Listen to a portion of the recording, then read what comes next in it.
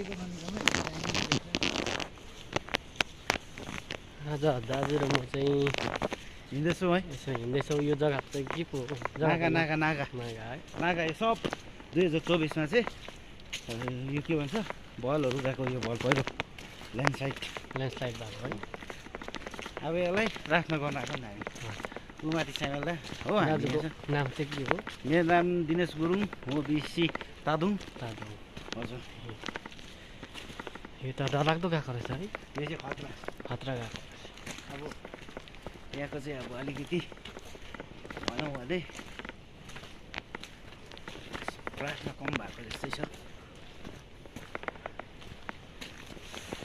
हामी चाहिँ के भन्छ सुध्रेकोलाई होइन बिग्रेकोलाई चाहिँ प्रार्थना गर्दै हिँड्ने र रिस्टोर होस्, रिसाइकल होइन रिमुभी होस् भनेर हामी प्रार्थना गर्दै हिँड्ने आज हाम्रो प्रे टिमहरू छौँ।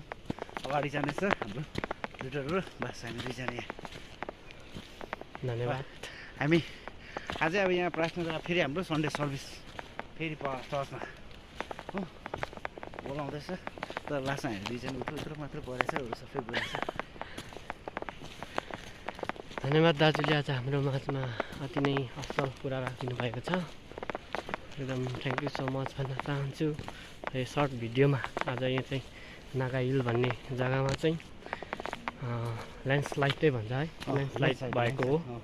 यहाँ खोलाको नजिक परेर पनि रहेछ। अन्त यहाँको चाहिँ अब यहाँको चाहिँ के भनाइ छ भने पहाड ढुङ्गाको यो साइड चाहिँ के भन्छ बेसी ढुङ्गा नभएर पहाड नभएर माटो मात्रै भएर चाहिँ पानीले छल्का हानेर चाहिँ खनेर लगेको अरे।